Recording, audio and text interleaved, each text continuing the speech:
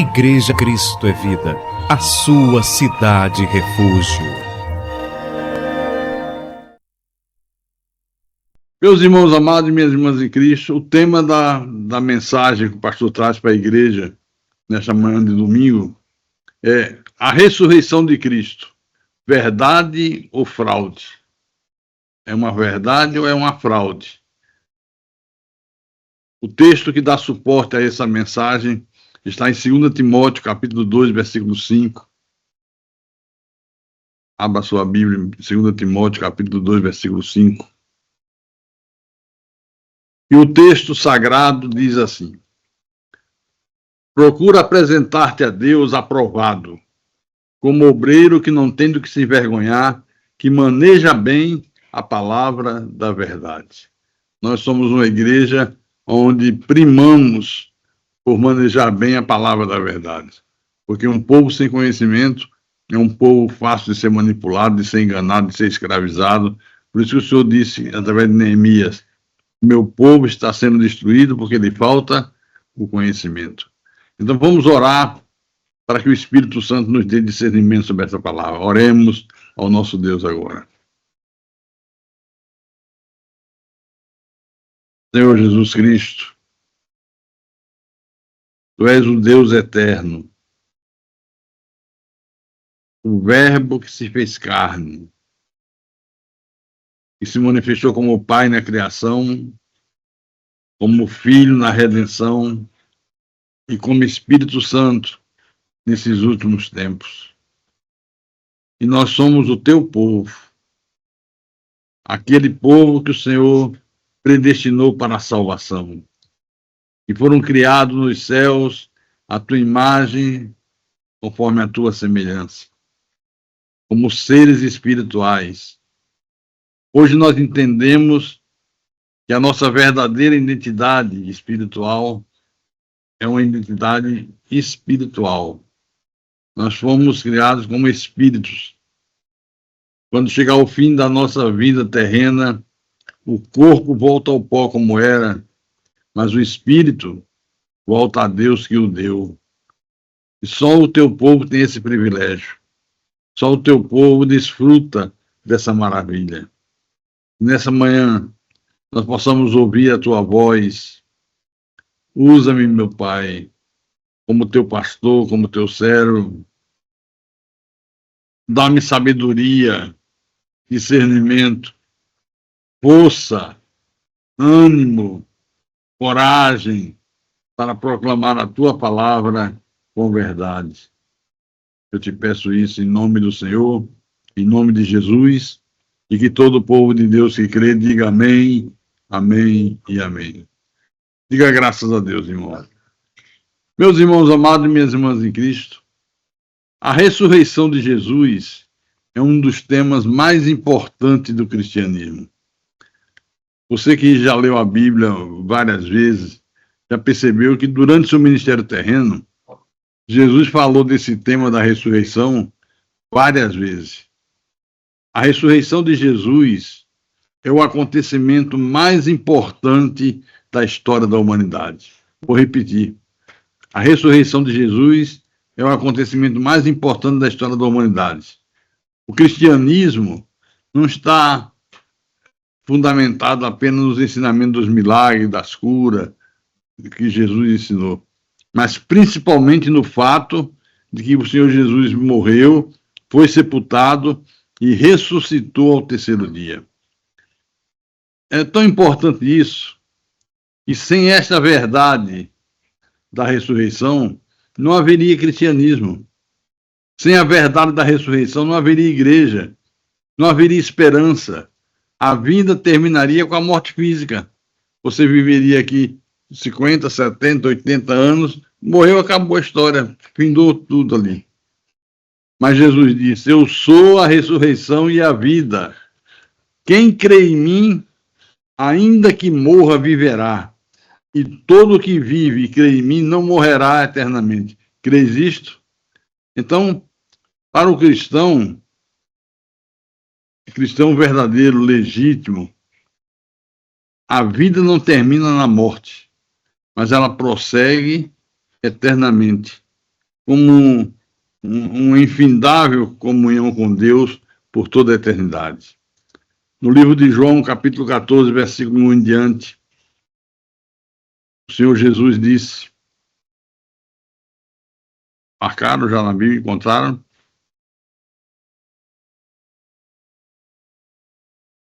João 14, versículo 1 em diante. Não se turbe o vosso coração, credes em Deus, crede também em mim.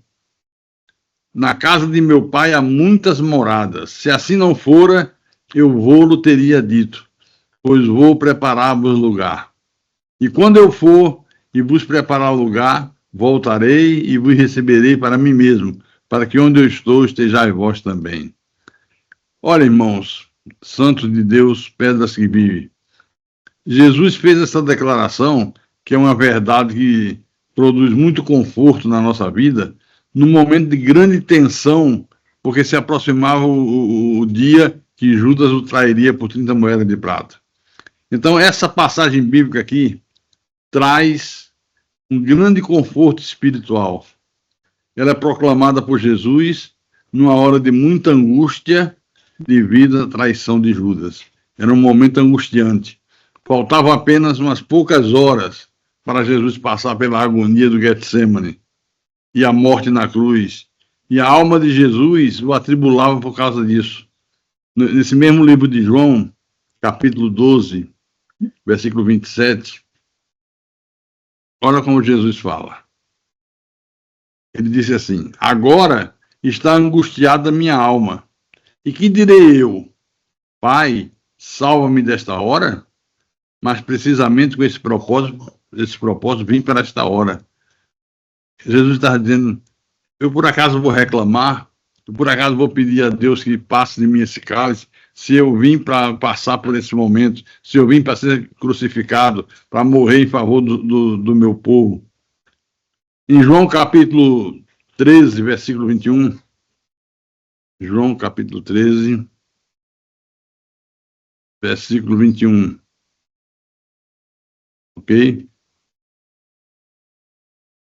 Vou ler. Ele disse, ditas estas coisas, angustiou-se Jesus em espírito e afirmou, em verdade vos digo, que um dentre vós me trairá.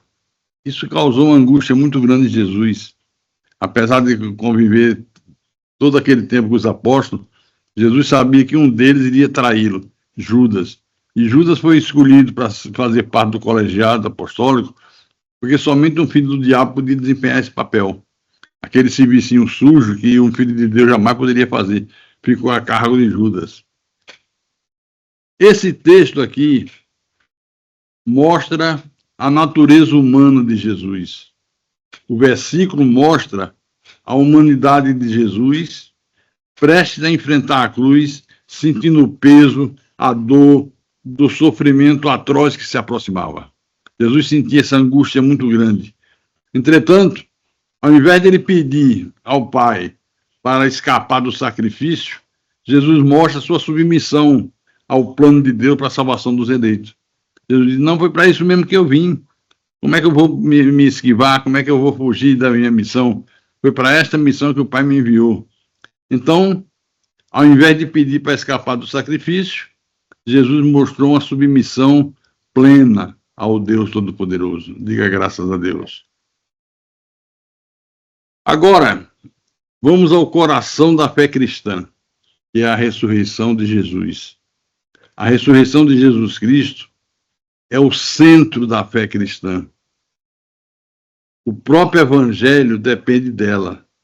O apóstolo Paulo escreveu aos Coríntios, na primeira epístola de Paulo aos Coríntios, capítulo 15, versículo 14, olha como a própria fé cristã depende da ressurreição de Cristo. Ele disse, e se Cristo não ressuscitou, é vã a nossa pregação, é vã a vossa fé. Se Cristo não ressuscitou, o que nós cremos é tudo vão, não tem valor nenhum, não é verdadeiro, é mentira, não existe vida eterna, não existe eleito de Deus, pedras que vivem, é vão, tudo é inútil. Agora, a grande questão é a seguinte: a ressurreição foi um fato histórico ou foi uma invenção dos discípulos? Os discípulos bolaram um jeito de atrair o povo. O povo é muito atraído quando você cria suspense, coisas misteriosas. Foi uma coisa criada pelos discípulos ou foi um fato histórico? Aconteceu de verdade? Ou foi uma fraude? Mas como é que a gente prova que aconteceu? Vamos começar pelo sepultamento de Jesus. Mateus capítulo 27, versículo 57 em diante. Você sabe que após a crucificação, Jesus foi sepultado no túmulo de um homem rico chamado José de Arimateia. Homem rico, respeitabilíssimo entre os judeus. Os judeus tinham um respeito muito grande por esse homem. E aqui no capítulo 27, versículo 57 em diante, diz assim: caindo a tarde, veio um homem rico de Arimateia, chamado José, que era também discípulo de Jesus. Este, José de Arimateia, foi ter com Pilatos e lhe pediu o corpo de Jesus. Então Pilatos mandou que ele fosse entregue. E José, tomando o corpo, envolveu num pano limpo de linho. Era a cerimônia judaica do sepultamento. Envolveu num pano limpo de linho e o depositou no seu túmulo, o túmulo novo que fizeram abrir na rocha. E rolando uma grande pedra para a entrada do sepulcro, se retirou. José de Arimateia era um homem rico, tinha construído um túmulo, certamente para a família. Eu já tive o prazer, o privilégio de estar lá, entrar no túmulo onde Jesus foi sepultado. Tem um princípio de uma montanha de pedras, então cavou na rocha uma entrada e lá dentro depositava o corpo e botava uma pedra gigantesca, redonda, para tampar para ninguém entrar. Ficava inviolável. Então, José de Arimateia foi até Pilatos e pediu o corpo. Olha como esse homem tinha prestígio. E se fosse outro Pilatos, isso aqui é esse corpo de nada, sai fora. Se meta, você não foi chamado. Mas ele era um homem de prestígio. Os judeus tinham um grande prestígio por ele e ele era um discípulo de Jesus. Então ele depositou o corpo de Jesus no túmulo novo que fizera, e mandaram abrir na rocha, e rolando uma grande pedra, a pedra que serviu para tampar a entrada do túmulo, pesava aproximadamente 2.000 toneladas. Gigantesca, muito pesada. Então colocaram a pedra para tampar a entrada do sepulcro e se retirou. Isso aqui é muito importante porque o túmulo era conhecido. Todo mundo conhecia o túmulo de José de Arimateia. Não era uma coisa misteriosa. O túmulo pertencia a uma pessoa pública que todo mundo conhecia. Não era um lugar secreto, misterioso, que precisava descobrir, senão não encontrava. Então, os inimigos de Jesus, os inimigos do cristianismo, os inimigos da igreja que estava nascendo, sabiam exatamente onde ele foi sepultado. Todo mundo sabia onde Jesus havia sido sepultado. As mulheres, que também eram discípulas, viram o local do sepultamento. No livro de Marcos, capítulo 15, versículo 47, olha o que é que diz. Marcos, capítulo 15, versículo 47.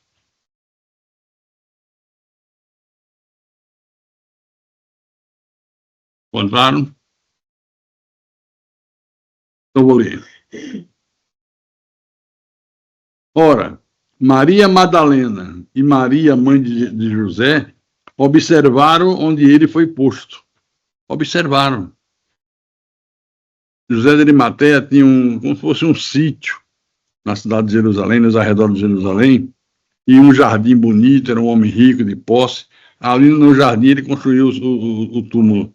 Aí Jesus foi morto, ele deixou levar o corpo e sepultar no túmulo novo. foi sepultado ali. Agora, em Mateus, capítulo 27, versículo 62 em diante. Mateus, capítulo 27, versículo 62 em diante. Vou ler. No dia seguinte, que é o dia depois da preparação, reuniram-se os principais sacerdotes e os fariseus e, dirigindo-se a Pilatos, disseram: Senhor, nos lembramos agora de que aquele embusteiro, aquele falso, chamando Jesus de embusteiro, aquele charlatão, enquanto vivia, disse: depois de 3 dias ressuscitarei. Eles falando com Pilatos. Aquele embusteiro proclamou aos 4 ventos, todo mundo ouviu a promessa dele, que ele seria morto, seria sepultado, mas ao 3º dia ele disse que ia ressuscitar. Ordena, pois, que o sepulcro seja guardado com segurança até o 3º dia, para não suceder que, vindo os discípulos, o roubem e depois digam ao povo: ressuscitou dentre os mortos, e será o último embuste pior que o primeiro. Disse Pilatos: aí tendes uma escolta, ide e guardai o sepulcro como bem vos parecer. Indo eles, montaram o guarda ao sepulcro, selando a pedra e deixando ali a escolta. Olha, os líderes religiosos de Israel, eles eram inimigos mortais do cristianismo. Era coisa terrível, de vida ou morte. O cristianismo estava nascendo, estava iniciando a igreja, e já era alvo de um ódio mortal por parte dos religiosos de Jerusalém. E eles odiavam Jesus. Para eles, a morte de Jesus na cruz era o fim do cristianismo. Acabou essa história de cristão, de Jesus, e não, o que vale é a nossa religião. Então, para eles, Jesus foi morto na cruz, crucificado, findou o cristianismo. Só que, de repente, eles se lembraram que Jesus, enquanto vivo, havia dito que ao 3º dia ia ressuscitar dentre os mortos. Correram, foram lá a Pilatos e disseram: Pilatos, nós não lembramos que aquele embusteiro, aquele estelionatário da fé, disse que seria morto, sepultado, e ao 3º dia ia ressurgir dos mortos. Então, ceda-nos uma escolta de soldados para guardar o sepulcro, para não acontecer que eles roubem o corpo e digam que ele ressuscitou. Aí o prejuízo vai ser maior ainda para a nossa religião. Tudo uma questão religiosa. Pilatos concedeu, permitiu que José de Arimateia levasse o corpo. O túmulo foi selado, um selo, eu não sei como é que eu diria que foi posto. Quando você pega uma carta, antigamente usava muito o selo onde fecha o envelope, que se alguém abrisse, você sabe, cortava o selo, você sabia que a correspondência havia sido fraudada.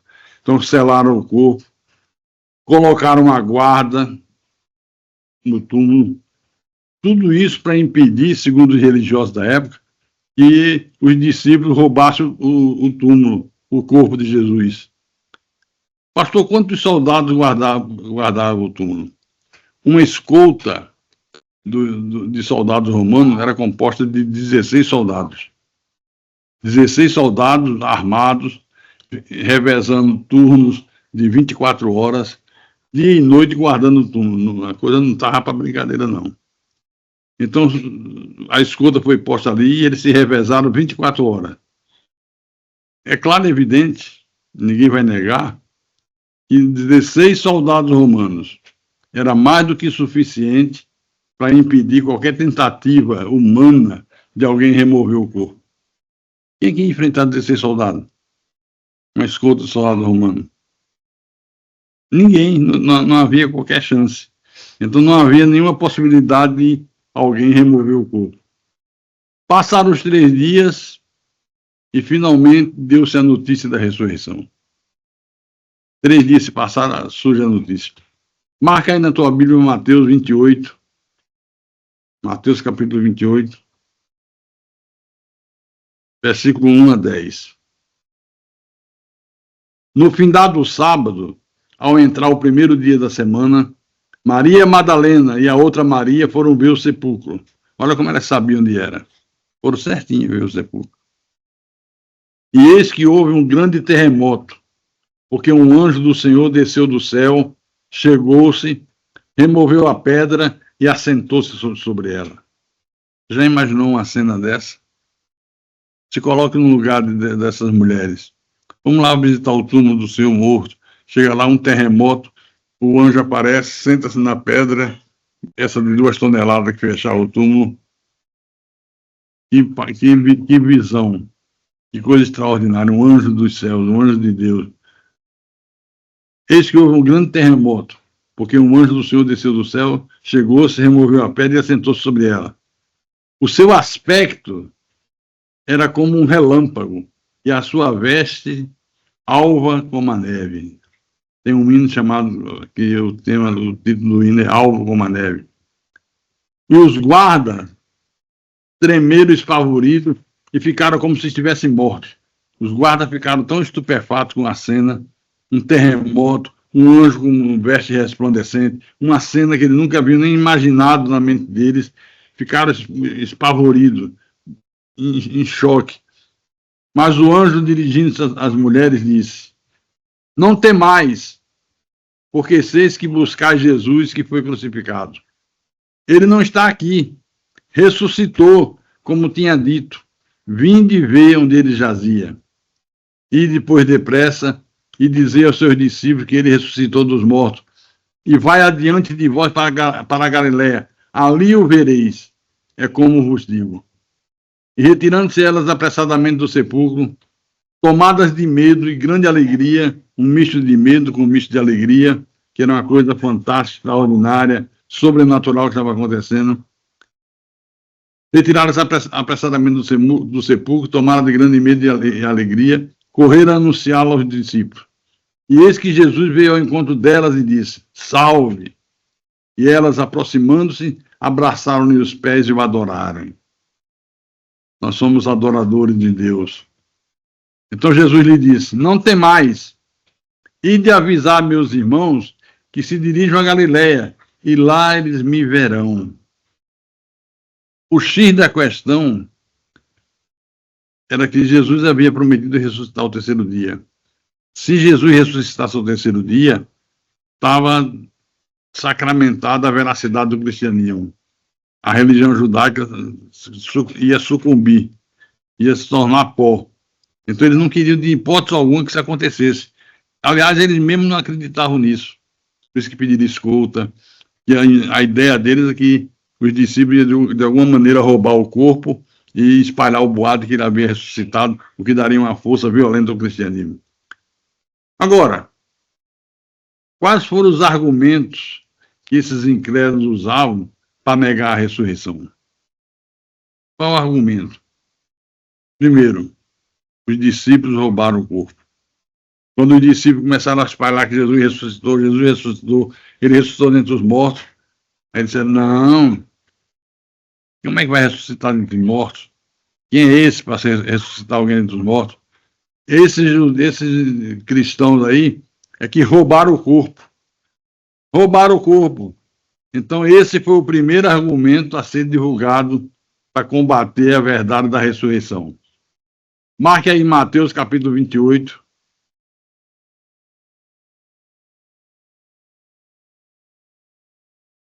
Versículo 11 em diante. Afirma que os líderes religiosos subornaram os soldados para dizer: os discípulos vieram de noite e roubaram o corpo. Indo eles, eis que alguns da guarda foram à cidade e contaram aos principais sacerdotes tudo o que sucedera. Subornaram os soldados. Olha, eles deram dinheiro aos soldados para que os soldados mentissem, dissessem, espalhassem o boato que eles de madrugada foram ao sepulcro, roubaram o corpo. Eles queriam a qualquer preço desmascarar a verdade da ressurreição. Indo ela, eis que alguns da guarda foram à cidade e contaram aos principais sacerdotes tudo o que sucedera. Reunindo-se eles em conselho com os anciãos, a cúpula da religião estava reunida. Os manda-chuva da época, os donos da religião judaica, reuniram-se em conselhos e deram grande soma de dinheiro aos soldados, recomendando-lhes que dissessem: vieram de noite os discípulos dele, e o roubaram enquanto dormíamos. Foram subornados, receberam propina. Se fosse hoje, eles fariam parte do careca do INSS, da gangue do careca. Se fosse hoje, certamente que muitos deles estariam em Brasília. Esses homens cruéis e perversos.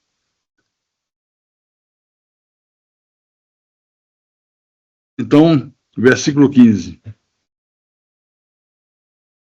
Versículo 14. Caso isso chegue ao conhecimento do governador, nós o persuadiremos e vos poremos em segurança.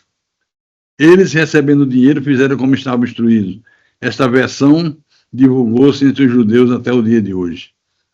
Até os dias de hoje, os judeus creem nessa mentira. Você é que sabia disso? Exceto os judeus messiânicos, que são os judeus que se converteram a Jesus. Mas o resto dos judeus, mentira, que ressuscitou que nada. Está provado que eles foram subornados, receberam dinheiro para dizer que ele tinha ressuscitado. Tudo para desmascarar a verdade da ressurreição. 2 Timóteo, capítulo 2, versículo 5, foi o texto que eu li no início da mensagem. Paulo fez esse alerta a Timóteo, que era um jovem pastor de uma igreja em Éfeso. Procura apresentar-te a Deus aprovado, ou seja, vida ilibada, vida correta, vida limpa, como obreiro que não tem do que se envergonhar, que maneja bem a palavra da verdade. Veja como é importante manejar bem a palavra da verdade. Se você não maneja bem a palavra da verdade, você pode ser posto no canto da parede pelos incrédulos. O incrédulo começa a vir com esses argumentos. Não, que ressurreição que nada. Eles subornaram os guardas, para os guardas mentirem. Eles que foram de madrugada e levaram o corpo. Se você não conhecer bem a Bíblia, não manejar bem para provar biblicamente, procura apresentar-te a Deus aprovado, como obreiro que não tem de que se vergonhar, que maneja bem a palavra da verdade. Você tem que manejar bem a palavra da verdade. Porque quando nós falamos das coisas de Deus, não há lugar para lógica. Não há lugar para eu acho, para achismo. Há lugar para a verdade. A Bíblia interpreta a Bíblia. Paulo disse, conferindo coisas espirituais com espirituais. Outro argumento que eles usavam. Não, esses cristãos estão dizendo que o Deus dele ressuscitou, o líder dele ressuscitou. É mentira. Mas o túmulo está vazio. É porque as mulheres foram no túmulo errado. Não acertaram o túmulo verdadeiro. Se perderam, encontraram outro túmulo lá aberto e disseram que ele ressuscitou. Esses são argumentos usados até hoje em Israel. Outro argumento usado pelos críticos, até o dia de hoje, prevalece porque a grande maioria do povo evangélico, do povo cristão, não maneja bem a palavra da verdade. Se manejasse bem, não seriam alvo de tanta mentira sem saber se defender dela. As mulheres viram onde Jesus foi enterrado, elas conheciam o túmulo, que elas não eram malucas. As autoridades judaicas conheciam o túmulo, sabiam onde era o túmulo de José de Arimateia. Se fosse o túmulo errado, como eles diziam, bastava mostrar o túmulo correto e mostrar que o corpo estava lá. Era simples. Não, elas foram no túmulo errado, então vamos no certo. Qual é o certo? Esse aqui, vamos abrir. Se o corpo de Jesus estivesse lá, estava desmascarada a fraude. Mas não foi assim. E graças a Deus que não foi assim. Essa coisa de falar do túmulo vazio é um dos maiores problemas para os incrédulos. Quando eles vêm refutar a ressurreição de Jesus, quando se fala do túmulo vazio, eles têm um problema muito sério. Os próprios inimigos do cristianismo nunca negaram que o túmulo estava vazio. Nunca negaram isso. Eles nunca disseram que não. Eles apenas tentaram explicar o motivo pelo qual o túmulo estava vazio. Não, eles abriram, foram no túmulo errado. Outro dia, não, subornaram os guardas, deram dinheiro aos guardas, para os guardas mentirem. Dizerem que eles vieram de madrugada e tiraram o corpo. Tudo para justificar o túmulo vazio. Se o corpo estivesse lá, sabe o que teria acontecido? O cristianismo teria acabado imediatamente. Se eles abrem um túmulo, não, o túmulo é esse aqui, está aqui ele, está aqui o corpo dele. Acabava o cristianismo. Prevalecia a religião judaica. Bastava eles abrirem o túmulo diante do povo com o corpo de Jesus dentro. Então eles nunca discutiram o túmulo vazio, sempre aceitavam que o túmulo estivesse vazio, mas por esse motivo, por ter sido roubado, por ter sido uma fraude. Mas isso nunca aconteceu, irmão. Agora, para a coisa ficar mais forte ainda, a Bíblia fala das aparições de Jesus ressuscitado. A Bíblia relata que Jesus apareceu a Maria Madalena e outras mulheres quando elas foram no sepulcro. Jesus apareceu a 2 discípulos no caminho de Emaús. Lembra aqueles 2 que estavam no caminho de Emaús? Jesus apareceu a ele. Jesus apareceu aos apóstolos. Inclusive Tomé não acreditou que era Jesus. Jesus apareceu outra vez e disse: toca aqui nas minhas chagas, vê que sou eu. Apareceu a Tomé. Paulo diz que ele apareceu a mais de 500 irmãos de uma só vez. Apareceu a Tiago. E, posteriormente, apareceu o apóstolo Paulo, que era um perseguidor implacável do cristianismo. Então, a conversão de Paulo é uma prova poderosa de como o nosso Deus é tremendo. Paulo era um perseguidor implacável da igreja. O maior perseguidor da igreja foi Saulo de Tarso, antes de se tornar apóstolo. Ele não era nem um pouquinho simpatizante de Jesus.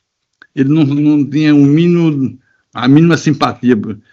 O seu objetivo era destruir o cristianismo. Ele era fariseu, fanático fariseu. O objetivo de Paulo era destruir o cristianismo. Entretanto, depois que ele teve um encontro com Jesus ressuscitado, tornou-se o maior pregador do evangelho de todos os tempos. O homem que teve o privilégio de receber, de ouvir da boca do justo o evangelho da graça de Deus para a sua igreja. Por que houve essa mudança? O que aconteceu? Paulo, nas suas epístolas, explica que ele encontrou Jesus, que Jesus falou com ele, revelou a ele em várias oportunidades. E essa mudança de Paulo foi tão radical que somente o encontro real com Jesus podia explicar a sua mudança de vida. Que outra explicação teria? Esse homem é um perseguidor implacável da igreja. Mata cristão, consentiu na morte de Estevão, tinha autoridade para dizer: não vai apedrejar o cara, não deixa o cara em paz. Mas ele foi o primeiro, ele tinha autoridade para consentir na morte. Ia para Damasco com sangue nos olhos, faca nos dentes, sangue nos olhos, com autorização das autoridades religiosas para prender, arrebentar, matar os cristãos. Depois da ressurreição, depois que ele tem um encontro com Jesus, há uma mudança radical na vida do apóstolo. Antes da ressurreição, você já leu isso na Bíblia, os apóstolos, cheios de medo, depois que Jesus foi crucificado, mataram Jesus na cruz. Os apóstolos trancaram em casa, não saíam, com medo dos judeus. Um pavor. Se mataram Jesus, o que eu vou fazer com a gente? Vamos matar também. Vamos destruir as nossas vidas. Tudo muito confuso, tudo muito tenebroso, um medo terrível tomou conta de todos eles, o desânimo era total. Mas depois da ressurreição, o que aconteceu? Aqueles homens que estavam imbuídos de um espírito de covardia passaram a pregar publicamente a verdade do evangelho, passaram a anunciar, enfrentaram prisões, levaram surra de chicote, foram apedrejados, apanharam, muitos morreram por causa dessa verdade, muitos perderam a vida, foram jogados nas arenas para ser devorados pelos leões famintos. Antes era covardia, antes era medo. Depois que a ressurreição se consumou e eles viram Jesus ressuscitado, mudou completamente o ânimo desses homens. Eu digo sempre o seguinte: você pode encontrar pessoas nesse mundo capazes de morrer por alguma coisa que eles acreditam ser verdade. Encontra. A pessoa acredita que é verdade, tem gente que é capaz de dar a vida por aquilo. Mas dificilmente você encontraria alguém que morresse, perdesse a própria vida por alguma coisa que ele mesmo tinha inventado, sabendo que era mentira. Ele inventou. Vou morrer por uma coisa que eu inventei, eu sei que é mentira, não é verdade? Aí é diferente, né? Completamente diferente. Jesus usou o episódio de Jonas para falar sobre a sua ressurreição. Em Mateus capítulo 12, versículo 40. Mateus capítulo 12, versículo 40. Posso ler? Então vou ler. Porque assim como esteve Jonas 3 dias e 3 noites no ventre do grande peixe, assim o Filho do Homem estará 3 dias e 3 noites no coração da terra. Olha Jesus falando sobre a ressurreição dele também. Comparou o que iria acontecer com ele ao que tinha acontecido com Jonas. Assim como Jonas esteve 3 dias e 3 noites no ventre do grande peixe, assim o Filho do Homem, ele, Jesus, estará 3 dias e 3 noites no coração da terra. Jesus comparou sua permanência no túmulo aos 3 dias que Jonas passou no ventre do peixe. Agora, a importância da ressurreição. É isso que eu quero que a igreja entenda, que é muito importante você entender isso aí. Olha como é importante a ressurreição de Jesus. Sem a ressurreição, não haveria vitória sobre a morte. Ele venceu a morte. Sem a ressurreição, não haveria esperança de vida eterna. Tudo acabaria aqui. Morreu, acabou, virou pó, não tem mais nada. Sem a ressurreição, não haveria como confirmar a divindade de Cristo, que Jesus é Deus. Ele tinha duas naturezas, a natureza humana e a natureza divina. Ele era 100% homem e 100% Deus. No espírito, Deus. Na carne, o Filho. E sem a ressurreição, o Evangelho perderia seu fundamento. O fundamento do Evangelho é a ressurreição. Sem ressurreição não há cristianismo. Sem ressurreição não há Bíblia, não há Evangelho, não há nada. Tudo vira pó. Porque a ressurreição prova, primeiro, Jesus venceu a morte. Diga graças a Deus. Segundo lugar, a ressurreição prova que o pecado foi derrotado. E a ressurreição mostra que Jesus Cristo é realmente o Messias prometido. Não há outro. Tudo isso está fundamentado na ressurreição. Amém? Vocês creem assim? Acredito que ele ressuscitou? Nós não servimos a um Deus morto. Nós servimos a um Deus vivo. Nem a morte conseguiu detê-lo. Deus o ressuscita dentre os mortos ao terceiro dia. E por isso, essa loucura dos fariseus e religiosos de Jerusalém em desmascarar essa verdade. Para eles era uma fraude. Isso não pode ser verdade. Se isso for verdade, acaba com a nossa religião. Nós sempre perseguimos esse povo, perseguimos seus ensinamentos, perseguimos o Deus dele, que não é o nosso Deus, e agora prova que ele ressuscitou dentre os mortos. Está tudo por água abaixo. Mas, meus irmãos, nenhum argumento conseguiu negar a verdade de que Jesus havia ressuscitado. Nenhum argumento conseguiu negar essa verdade. E hoje, 2000 anos depois, a verdade continua viva. Jesus ressuscitou dentre os mortos. Jesus venceu a morte. Jesus destruiu o pecado. Jesus nos tirou das trevas para a sua maravilhosa luz.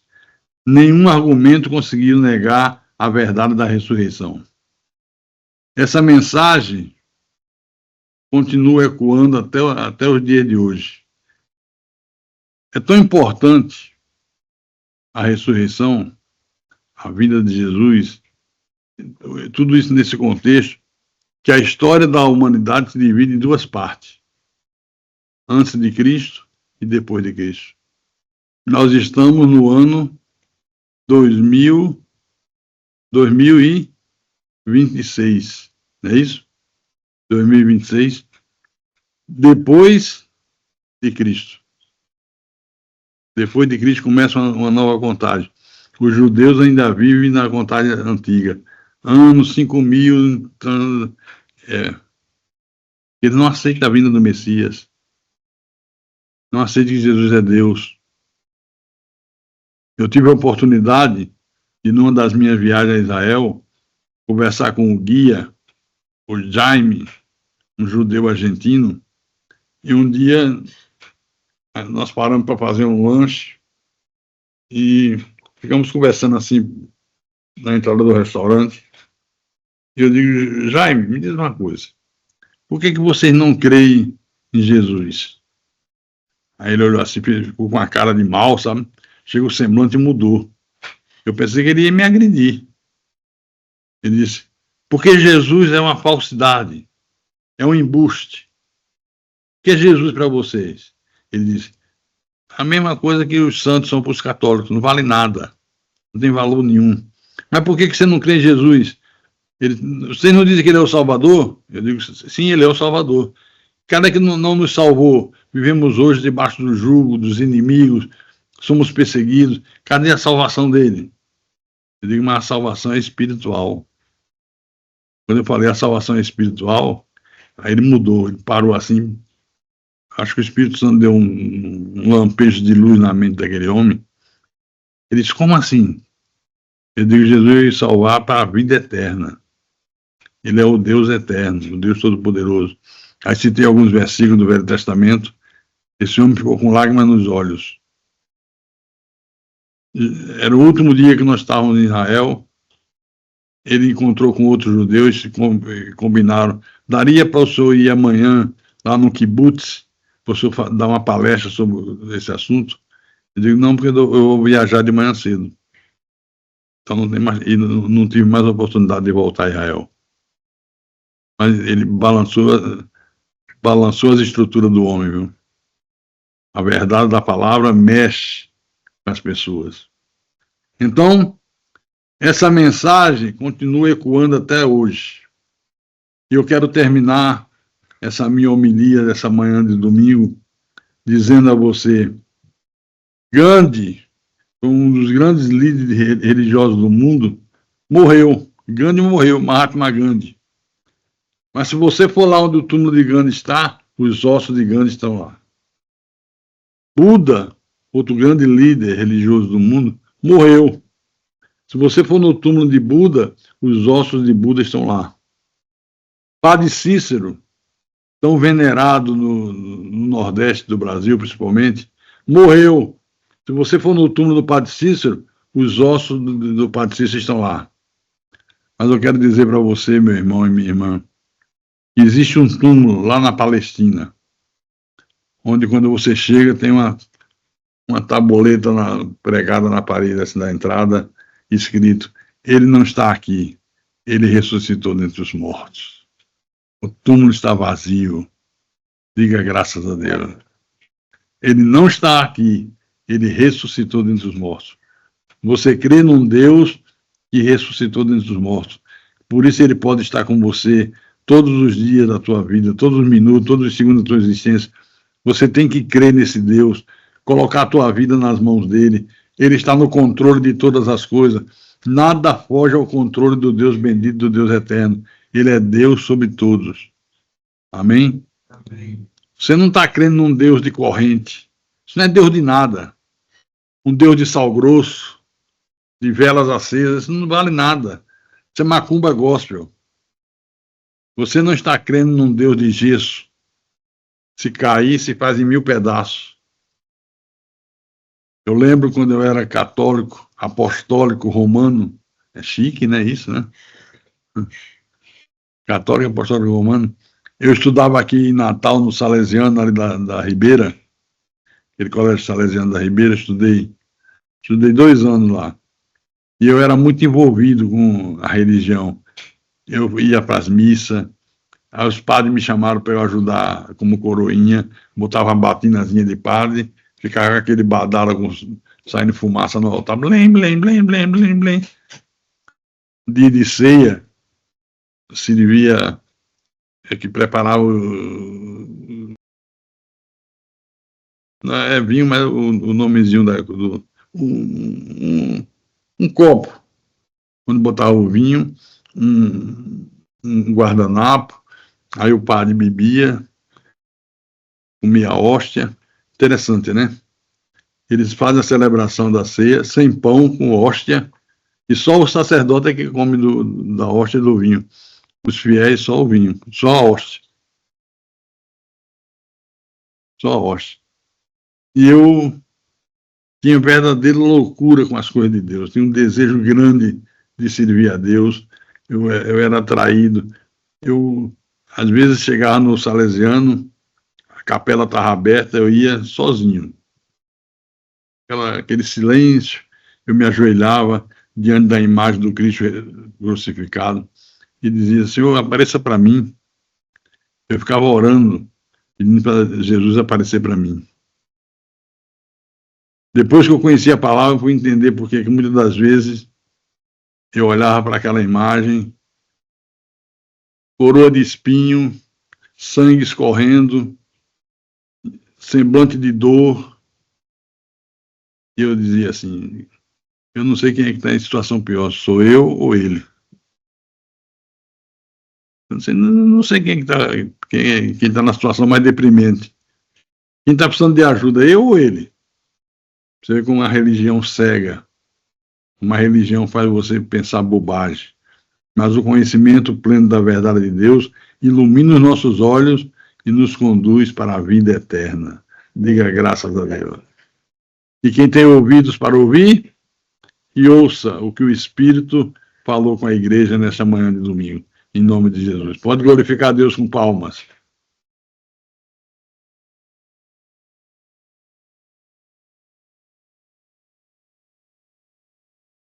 Vamos ficar de pé, irmãos amados, pedras que vivem. Fecha os teus olhos, cubra a tua cabeça. Em reverência a Deus.